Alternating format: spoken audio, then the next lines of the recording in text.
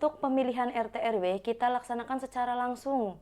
Jadi warga langsung Angka 10 mungkin 8 ya. Oh, iya. 8 itu besar. desa memang menyerap semua aspirasi.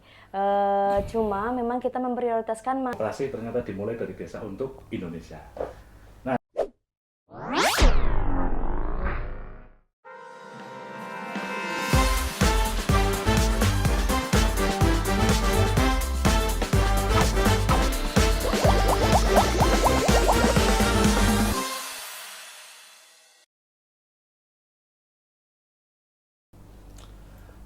Assalamualaikum warahmatullahi wabarakatuh. Halo, sedulur KPU Banyumas, kembali lagi di podcast Ngodemas, Ngobrol Demokrasi KPU Banyumas. Sedulur, kembali lagi di podcast kita tercinta, podcast yang mengajak kita untuk menjadi cerdas sebagai pemilih, cerdas dalam berdemokrasi dari desa sampai dengan ke negara. Hari ini kita akan ngobrolin topik yang sangat seru, tapi juga tidak kalah pentingnya karena ada di kehidupan sehari-hari kita di masyarakat, yaitu demokrasi desa. Sudah hadir, sedulur, bersama kita narasumber yang sangat hebat, yang kompeten di bidangnya.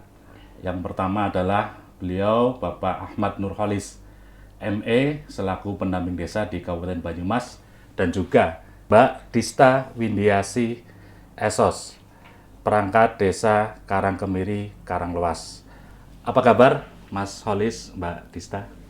Sehat, sehat, alhamdulillah. luar biasa. Luar biasa. Ya, baik. Baik, sedulur KPU, sebelum kita bincang lebih lanjut, alangkah baiknya kita saling mengenal aktivitas mereka berdua, ya, beliau-beliau ini, dan mungkin lebih enaknya langsung itu ya kepada yang bersangkutan.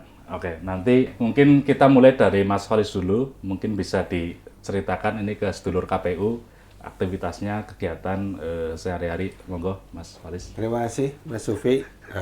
Perkenalkan, nama saya Ahmad Nurholis. Sekarang menjadi pendamping lokal desa di Kecamatan Kedung Banteng. Jadi tugas sehari-hari mendampingi desa mulai dari perencanaan, pelaksanaan, sampai evaluasi kegiatan pembangunan maupun pemberdayaan di desa. Dan beberapa kali mengikuti kegiatan demokrasi di desa. Salah satunya adalah bagaimana membangun partisipasi masyarakat dalam rangka membangun dan pemberdayaan di desa. Terima kasih Mas Wi. Oke, mantap sekali ya, lengkap sekali ya. Ini teman-teman terkait juga dengan demokrasi juga. Jadi beliau pekerjaannya memang di pendamping desa, tapi juga bersentuhan langsung dengan kehidupan demokrasi di desa. Selanjutnya Mbak Dista, mungkin bisa diceritakan kegiatannya dan juga mungkin pengalamannya yang berkaitan dengan demokrasi di Desa Karangkemiri, nggih, Mbak Dista. Monggo. Halo sedulur KPU Banyumas, perkenalkan nama saya Dista Windiasi. Kebetulan saya menjabat sebagai kasih pelayanan di pemerintah Desa Karangkemiri, Kecamatan Karanglewas. Saya kesibukan sehari-hari melayani masyarakat di desa terkait dengan pelayanan umum, pelayanan kependudukan, dan juga menerima masukan-masukan dari masyarakat terkait administrasi kependudukan, terkait bantuan. Kadang juga masyarakat ada yang bertanya tentang bantuan, tentang partisipasi mereka di tingkat wilayah RT atau RW. Terus pengalaman saya di seputar demokrasi di Karangkemiri itu, saya kebetulan pernah menjadi PPK di tahun 2019, PPK Pemilu dan Pilkada, dan juga di tahun 2024 juga menjadi PPK di Pemilu dan Pilkada. Oke, baik, luar biasa ya sedulur KPU pengalaman dari kedua narasumber kita. Terima kasih atas perkenalannya, dan selanjutnya kita ke inti nih, kita ke Mas Holis dulu ini, Mas Holis. menurut jenengan nih, apa ini sebenarnya demokrasi desa? Nah, apakah demokrasi di desa itu hanya seputaran pilkades itu pemilihan kepala desa atau ada yang lebih luas dari itu? Gitu. Monggo Mas. Ya, kalau bicara demokrasi politik mungkin lebih ke tentang pilkades, kemudian partisipasi masyarakat untuk pemilu. Tapi demokrasi secara umum bisa diartikan sebagai bagaimana masyarakat berpartisipasi secara utuh dan kolektif terhadap pembangunan dan pemberdayaan yang ada di desa. Jadi masyarakat terlibat aktif untuk bagaimana mulai merencanakan, kemudian ikut melaksanakan, paling tidak terlibat dalam ruang-ruang musdes, musdus atau musrenbangdes. Itu bagian dari wujud partisipasi masyarakat. Selain itu juga masyarakat ikut mengawasi bagaimana pelaksanaan kegiatan baik pembangunan fisik maupun pemberdayaan masyarakat itu terjamin seluruhnya untuk mewujudkan kesejahteraan masyarakat yang ada di desa. Kira-kira begitu Mas Sufi. Oke, ternyata sangat luas sekali sedulur kehidupan di demokrasi di desa itu. Jadi tidak hanya tentang pilkades tapi juga tentang tadi masyarakat juga terlibat dalam berpartisipasi dalam proses pembangunan di desa termasuk di musyawarah. Nah, sekarang ke Mbak Dista ini yang Mbak Dista yang sehari-harinya berkutat gitu kan di kantor desa melayani masyarakat begitu kan. Nah, sejauh mana prinsip-prinsip demokrasi diterapkan di desa ya, seperti misalnya transparansi, akuntabilitas, kemudian partisipasi masyarakat itu bentuk nyatanya di desa seperti apa Mbak Dista? Terima kasih. Kalau untuk partisipasi masyarakat di demokrasi di desa itu memang sangat penting adanya karena tanpa adanya partisipasi masyarakat nanti pembangunan di desa juga tidak berjalan dengan baik. Untuk di Desa Karangkemiri sendiri untuk transparansi anggaran biasanya kita mencetakkan banner terkait anggaran-anggaran yang ada di desa nanti dipasang di jalan masing-masing kadus seperti itu. Terus untuk tingkat partisipasi masyarakat juga kita biasanya nanti akan ada forum di tingkat RT, RW, kemungkinan disampaikan di ada musdus dulu. Kebetulan Karangkemiri ada 2 dusun, jadi biasanya dijadwalkan untuk musdus 1 di hari apa, musdus 2 di hari apa. Nanti setelah hasil dari musdus itu baru dibawa ke tingkat desa dimusdeskan dan nanti akan lanjutkan ke RPJM dan selanjutnya seperti itu. Jadi memang untuk anggaran juga kita transparansi semua, untuk masukan-masukan dari masyarakat juga nanti kita akan akomodir dan akan diprioritaskan mana yang akan masuk di tahun ini dan mana yang akan dimasukkan di tahun depan karena masukan dari masyarakat itu tidak bisa kita tampung semua di tahun yang sama gitu karena anggaran juga kan terbatas. Ternyata seperti itu sedulur proses berjalannya demokrasi di dalam pemerintahan desa begitu ya. Nah, dari penjelasan Mbak Dista ini gimana? Apakah menjadi tambah paham? Saya kira ini menambah wawasan kita ya terhadap kehidupan nyata di pemerintahan desa ya, bagaimana masyarakat ikut terlibat, mengusulkan, mengawasi dan juga merencanakan pembangunan di desa. Jadi sedulur jangan acuh, jangan cuek, tapi ayo kita ikut terlibat gitu ya. Sebagai wujud partisipasi kita, sebagai wujud cinta kita terhadap demokrasi.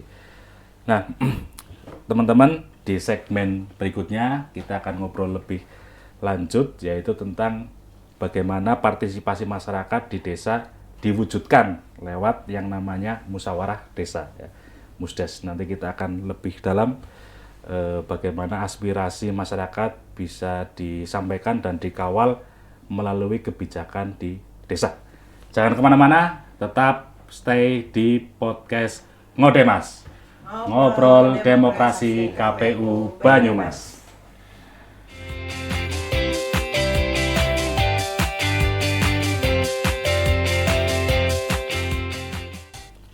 Sedulur, kembali lagi di podcast Ngodemas, Ngobrol Demokrasi KPU Banyumas. Baik, sedulur, kita lanjut ke obrolan berikutnya. Ya, kalau bicara demokrasi desa nggak bisa dilepaskan dari partisipasi masyarakat. Nah, ini Mbak Dista ini bisa diceritakan ini ya, bagaimana bentuk partisipasi real gitu ya masyarakat di dalam perencanaan pembangunan desa. Apakah semua warga itu terlibat gitu? Terima kasih untuk di Desa Karangkemiri sendiri. Kebetulan untuk semua warga Karangkemiri kita libatkan dalam forum yang Musdes Muskal itu. Ya, semua warga berpartisipasi aktif. Mulai mungkin untuk pertama di forum RT yang tadi saya sampaikan. Di forum RT itu membahas usulan-usulan yang ada di RT. Kemudian nanti ada juga forum RW putuskan juga mana usulan yang akan diusulkan ke tingkat dusun. Biasanya nanti di Musdus itu akan dipilih mana yang akan diajukan juga ke tingkat desa atau Musdes. Untuk yang diundang biasanya memang di Musdus itu perwakilan dari RT, itu ada RT, sekretaris dan bendahara, dan kemudian juga ada dari perwakilan perempuan itu dari PKK, terus ada juga dari tokoh masyarakat, ada juga dari Karang Taruna yang kita semua undang untuk menyampaikan aspirasinya di Musdus tersebut. Nah, kemudian dari usulan-usulan itu baru kita bawa di tingkat desa untuk di Musdeskan, seperti itu. Jadi memang aspirasi dari masyarakat tingkat bawah kita terima, nanti akan diprioritaskan yang mana. Nah, biasanya ini Mbak Dista di tingkat berarti dari mulai RT ya gitu ya. Apa ini yang diusulkan warga ini biasanya nih? Biasanya itu terkait jalan, akses jalan, terus kayak punten itu apa Mas yang kayak selokan namanya? Talut. Oh, talut. Iya, itu talut jalan juga karena ada beberapa memang belum ada talutnya ya gitu. Terus mungkin kayak RTLH juga rumah Tidak layak huni ya. kayak gitu. Terus jamban ya gitu.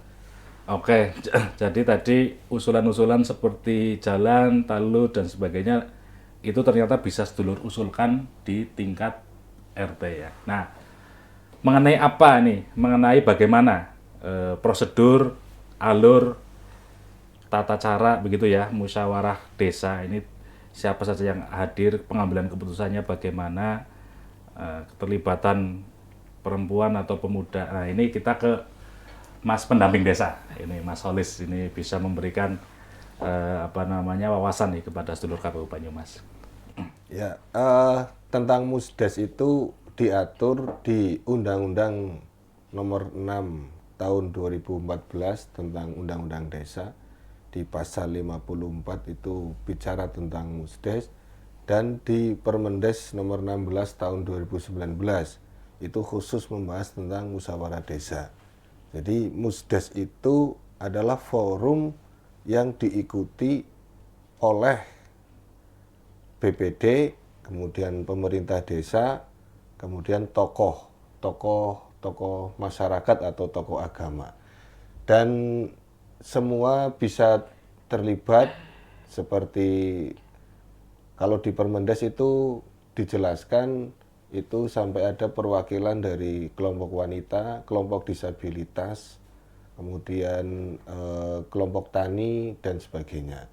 Jadi Musdes itu adalah forum bagaimana memutuskan terkait kegiatan apa saja yang akan dilaksanakan oleh pemerintah desa.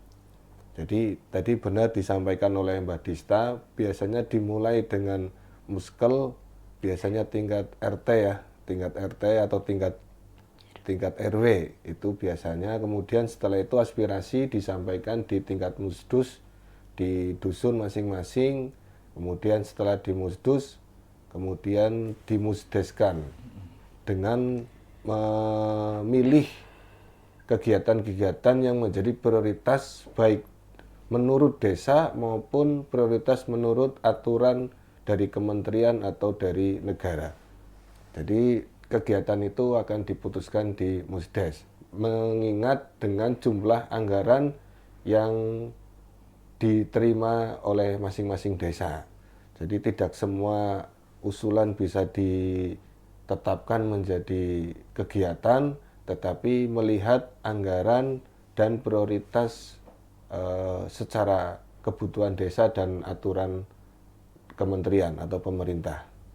Itu tentang Musdes, Mas Sufi. Oke, baik. Jadi seperti itu alur dari Musdes ya, dan siapa saja yang bisa terlibat tadi dari perempuan maupun disabilitas juga ternyata bisa ikut berpartisipasi. Nah, ini Mas Solis mungkin bisa diceritakan nih selama Mas Solis melakukan pendampingan itu ya di dalam Musdes, apa nih kira-kira usulan-usulan yang menarik nih dari masyarakat tadi seperti yang saya tanyakan ke Mas Dista. Ya, desa itu kan ada 4 bidang yang dikerjakan ya. Bidang pemerintah, kemudian bidang pembangunan, bidang pembinaan, dan bidang pemberdayaan. Baik. Jadi kegiatan 4 bidang itu yang kemudian bisa diusulkan. Yang paling bisa sangat diusulkan adalah tentang pembinaan dan pemberdayaan. Kalau itu sumber dananya dari dana desa. Karena kalau anggaran alokasi dana desa itu hanya tentang perangkat dan kepemerintahan. Nah, semua hal bisa diusulkan tentunya di Musdes atau di Musdus bisa diusulkan semuanya. Tetapi yang paling menarik itu, yang paling banyak itu tentang pembangunan fisik. Jadi ternyata desa itu kurang memperhatikan tentang bagaimana pemberdayaan. Meskipun ada desa-desa yang melakukan kegiatan tentang pelatihan untuk masyarakat, tapi itu biasanya angkanya sangat kecil, kayak gitu. Jadi yang paling bisa dilakukan desa ya tentang pembangunan dan pemberdayaan itu tadi. Oke, sedulur. Begitu nih ternyata dinamika dalam penyusunan dalam Musdes ya, dan penyusunan pembangunan di desa. Ternyata kalau dari dana desa itu sebenarnya untuk pemberdayaan masyarakat gitu ya. Tapi pembangunan ya.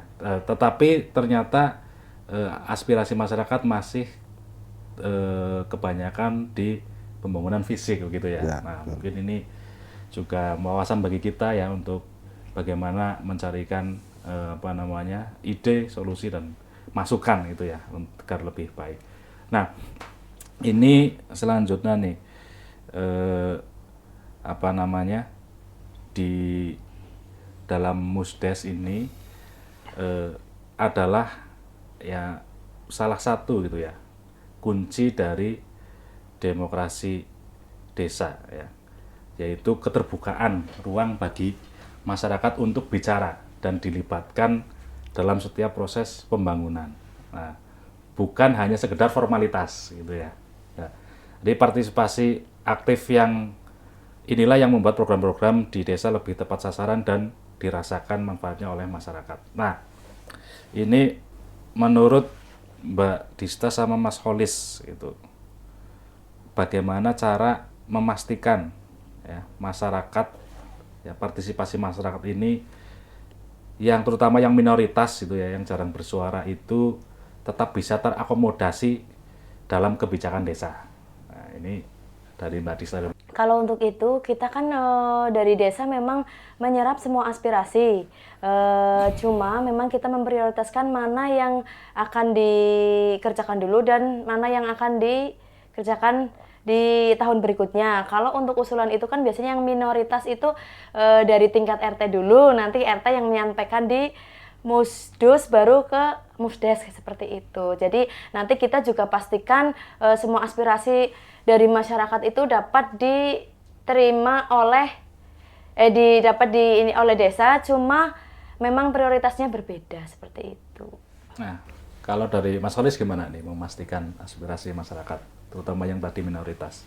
Ya kalau kalau untuk memastikan ya pastinya harus masuk di APBDes. Itu. Jadi pasti kalau sudah masuk di APBDes itu bisa dilaksanakan. Paling tidak memastikannya itu satu adalah memasukkan ke RKP, kemudian masuk di APBDes. Itu pun nanti di perubahan itu bisa dihilangkan atau tidak, itu tergantung dari prioritas kebutuhan pelaksanaan kegiatan di desa. Jadi tidak semuanya bisa dilaksanakan, tetapi kalau misalnya itu memang sangat membutuhkan dan sangat dibutuhkan, berdampak, sebetulnya kan pembangunan atau pelaksanaan kegiatan di desa itu yang paling penting adalah berdampak luas terhadap masyarakat secara manfaat. Jadi kalau memang itu misalnya berlaku hanya untuk beberapa orang, tetapi itu sangat dibutuhkan, ya itu bisa dilaksanakan. Contohnya misalnya membangun jembatan untuk rumah yang tidak lebih dari 10 rumah. Itu kan secara sosial, secara sosial itu kan jelas menjadi minoritas karena dia itu letaknya sangat jauh, kemudian akses transportasinya tidak ada. Tetapi kemudian itu bisa menjadi asas kebutuhan mendesak manakala itu berprinsip pada asas keadilan, bahwa setiap masyarakat berhak menerima manfaat dari pembangunan yang dilakukan oleh desa. Luar biasa, sedulur. Ternyata proses tadi demokrasi desa dalam konteks Musdes dan tadi asas keadilan gitu ya, asas keadilan. Ini ternyata tidak sesederhana yang kita kira, tetapi juga mempunyai banyak tahap-tahap, alur-alur gitu ya, yang membutuhkan partisipasi tentu saja dari kita semua, dan juga membutuhkan kesadaran masyarakat ya untuk bisa memahami seperti apa harusnya alur kesadaran masyarakat untuk melihat apa yang utama itu ya menjadi prioritas pembangunan di desa itu. Nah, baik, jadi sedulur, kunci dari demokrasi desa adalah keterbukaan ruang ya bagi masyarakat untuk terlibat aktif gitu ya dalam perencanaan pembangunan desa. Tidak hanya sekedar formalitas. Nah, partisipasi inilah yang nantinya akan menjadikan program-program tepat sasaran. Oke, Mbak Dista ini yang sehari-harinya bekerja sebagai perangkat ya di desa. Ini apa nih? Apakah ada bentuk lain dari partisipasi masyarakat di dalam pemerintahan desa? Oke. Iya, untuk partisipasi lain di masyarakat memang ada, terutama di demokrasi. Untuk di Desa Karangkemiri sendiri, dari tahun 2019 terus kemarin 2024 itu untuk pemilihan RT RW kita laksanakan secara langsung. Jadi warga langsung datang ke salah satu tempat, mereka memilih calon yang sudah dicalonkan, terus untuk penghitungan suara langsung kita umumkan juga di tempat tersebut. Namun untuk jadwal kita tidak serentak. Biasanya kita memilih RT dulu, setelah RT terbentuk di masing-masing RT, baru kita membuat kepanitiaan untuk memilih ketua RW seperti itu. Jadi dalam pemilihan tersebut kita juga melibatkan Karang Taruna, melibatkan kelompok PKK di tingkat RT untuk terbentuknya pengurus RT dan pengurus RW seperti itu. Oh, jadi seperti pemilu ya, Mbak Dista ya. Jadi nanti warga diberikan surat suara itu ya. Seperti pemilu. Coblos untuk memilih pemimpin di RT-nya. Cuma untuk bedanya di RT RW ini kita cuma mengasih satu surat suara untuk satu kakak. Jadi hak suaranya ada di satu kakak. Untuk pemilihan RT, untuk hak suaranya ada di masing-masing warga yang sudah berusia 17 tahun. Namun untuk pemilihan RW memang satu kakak satu suara. Oke, terima kasih Mbak Dista.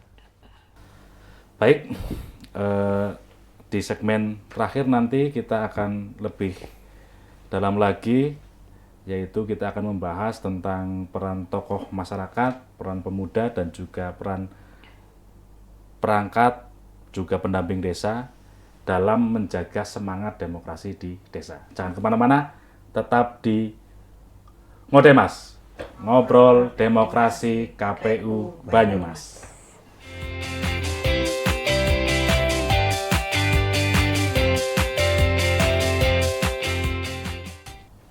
Sedulur KPU Banyumas, terima kasih yang masih setia bersama podcast Ngodemas, Ngobrol Demokrasi KPU Banyumas. Nah, kita sudah sampai nih di segmen terakhir. Kita akan membahas siapa saja aktor-aktor yang terlibat dalam mendorong demokratisasi di desa. Nah, ini Mas Nurholis, ini ya Mas Holis, menurut panjenengan seberapa besar peran dari pemuda gitu ya dalam menjaga dan mendorong demokrasi di desa? Ya, seberapa besar ya tentunya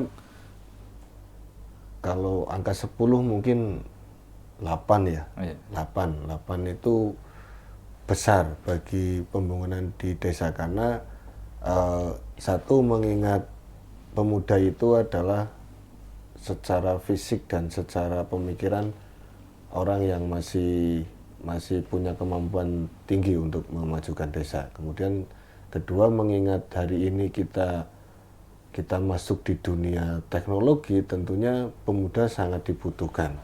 Jadi terlebih misalnya pemuda sudah ada wadahnya sendiri secara resmi di desa, yaitu Karang Taruna. Jadi Karang Taruna menjadi wadah baik aspirasi maupun pelaksanaan kegiatan untuk kepemudaan yang tentunya bisa dianggarkan di APB desa untuk kegiatan Karang Taruna. Jadi pemuda saya rasa sangat penting hari ini untuk bagaimana melakukan pendataan potensi desa, kemudian melakukan pendataan permasalahan sosial, dan pada akhirnya pemuda menjadi solusi terhadap masalah yang ada di desa.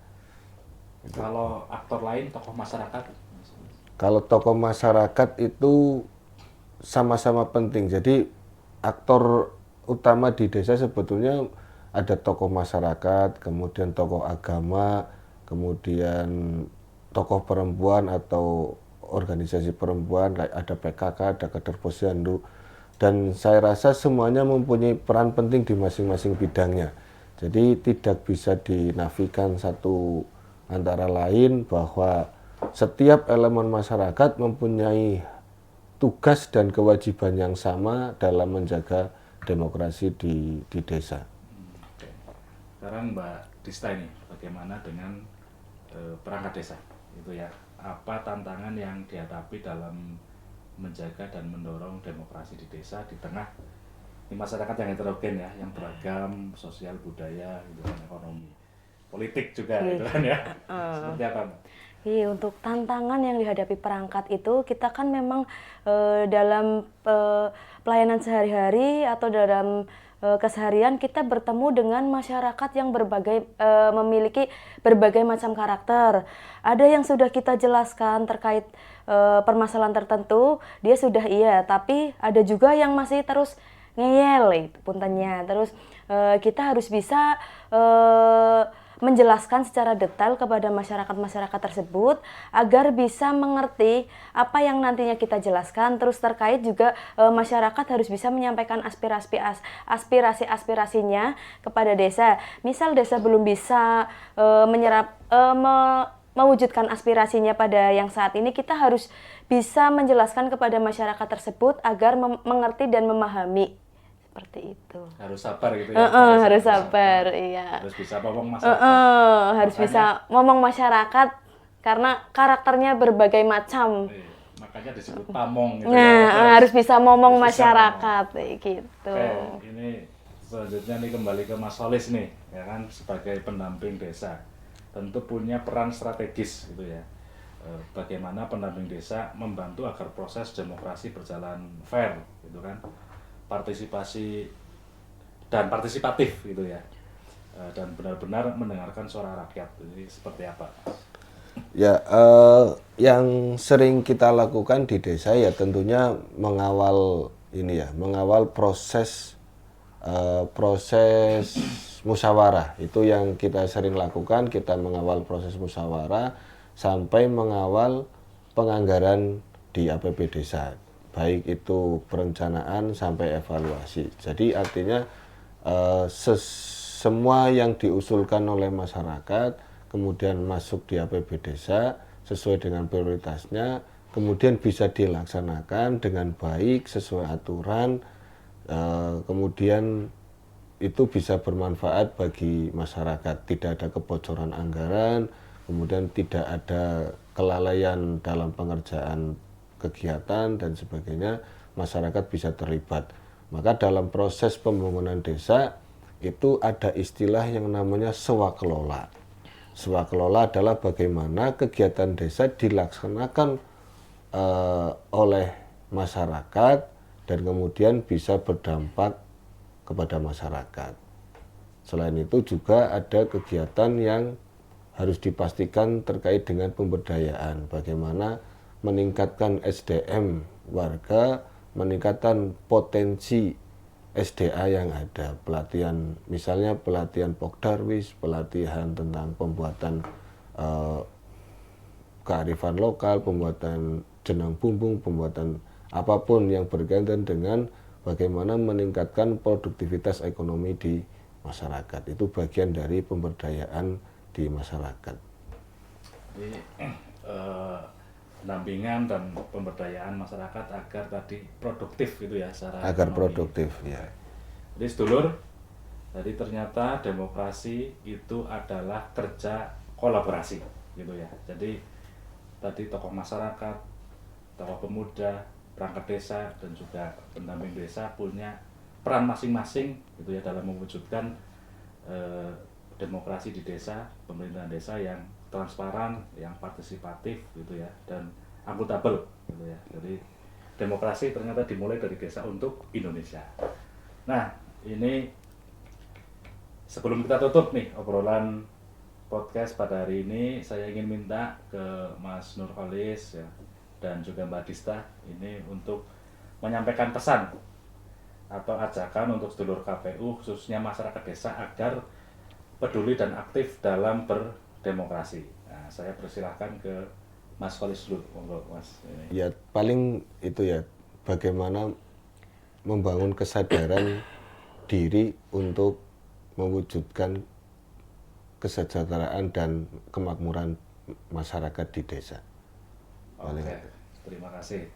Sekarang Mbak Dista, monggo Mbak Dista. Ayo seluruh warga masyarakat yang ada di desa, manfaatkan ruang publik yang ada di desa. Jangan takut untuk menyalurkan aspirasi yang ada di lingkungan masing-masing, mengutarakan aspirasi yang ada di desa agar pembangunan di desa bisa terwujud dengan maksimal. Baik, sedulur, itu tadi perbincangan kita tentang demokrasi desa.